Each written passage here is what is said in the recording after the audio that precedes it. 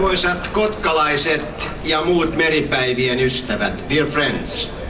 Mahtavan alkukesän jälkeen vietämme perinteisiä Kotkan meripäiviä hyvien säitten vallitessa.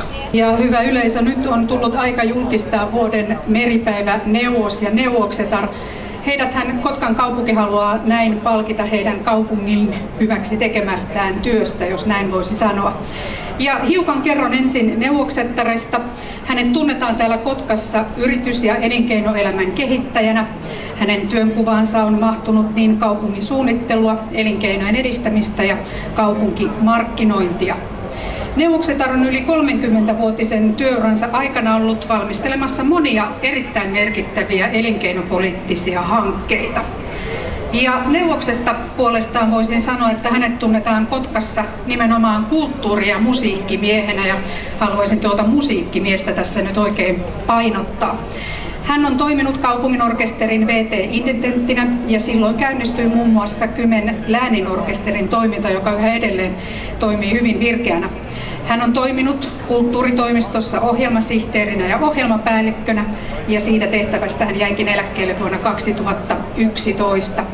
Neuvoksetar on hyvän tuulinen, hymyilevä ja neuvos puolestaan äärimmäisen sympaattinen. Ja he ovat neuvos Seppo Grönvall ja neuvoksetar Eila Lailavuo.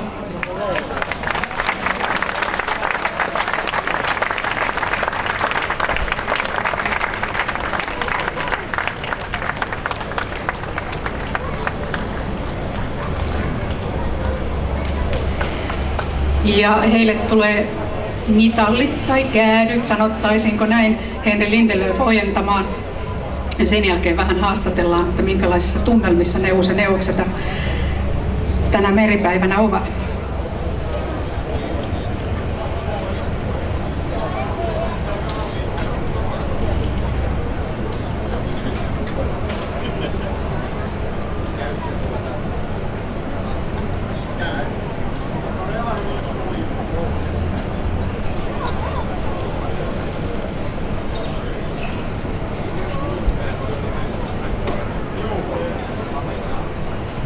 Henri kyselee, että missä sä olet oikein ollut, kun ne on nähnyt sua seikä, kun työt lopetit. No nyt näki. Ja siellä on vielä neuvoksettaren kukkaset.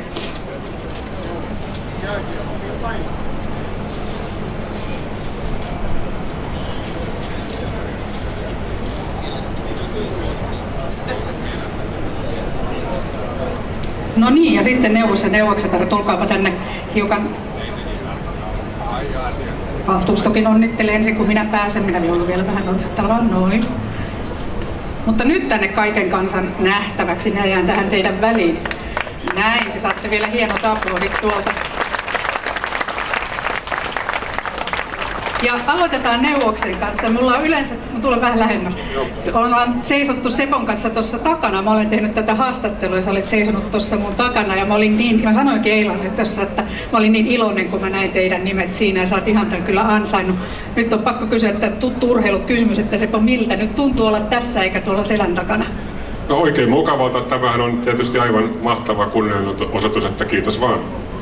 Sä olet, niin kuin sanottiin jo tuossa äsken, kulttuuri- ja musiikkimies, ja nyt sä olet seurannut tätä Kotkan kulttuuri- ja musiikkielämää niin kuin katsomon puolelta enemmänkin. Miltä näyttää Kotkan musiikki- ja kulttuurielämä sinun mielestäsi tällä hetkellä? No ihan hyvältä. Se täytyy sanoa, että mun mielestä viime vuosina yhteisöllisyys on vähän mennyt alaspäin, että minusta meidän pitäisi topistautua ja oppia toimimaan paremmin yhdessä ja enemmän semmoista yhteistä puuhaa, niin me kyllä päästään tästä alhosta, missä me nyt ollaan. No niin, hyvä Seppo. Siinä tuli vähän ohjeet. No entäs Eila? Ihan sultakin tämä kysymys, että miltä tuntuu? No tosi kivalta tuntuu ja semmoiselta vapaalta. Yllättikö sinua, kun sinua kysyttiin, joudutko miettimään, että suostutko tähän tehtävään vai oliko se itsestään selvää, että sanoit kyllä? No se oli kyllä itsestään selvää, että sanoin kyllä, mutta kyllä yllätti. Täytyy myöntää. No ei minua hirveästi yllättänyt, jos sinua yllätti. Eila, sä olet ollut elinkeinoelämässä paljon mukana. Ja nyt ehkä laitan vähän pahaan paikkaan, mutta kysyn, täällä on paljon ihmisiä, jotka varmasti on joukossa semmoisia, jotka miettii esimerkiksi yrittämistä. Uskaltaako alkaa?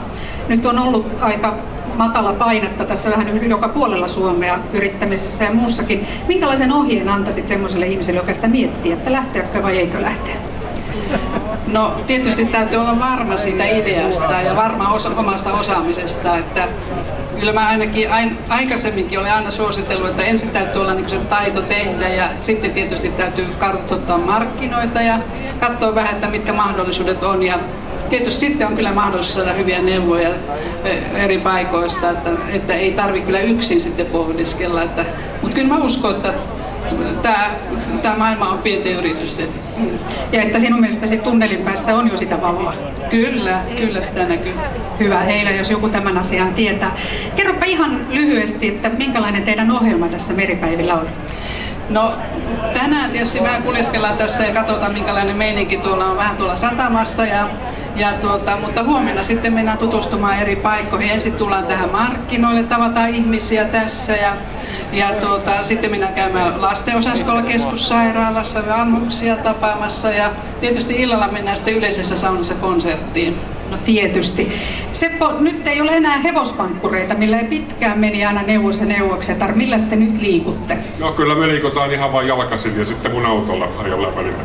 Ahaa, että autolla pääsee. Oletko sinä kuskina? Minä olen kuskina, joo. Sekin on muuttunut. Elikkä Eila Lailavuo, Seppo Grönvall, tämän vuoden neuvos ja neuvoksetar. Vielä kerran heille lämpimät aplodit.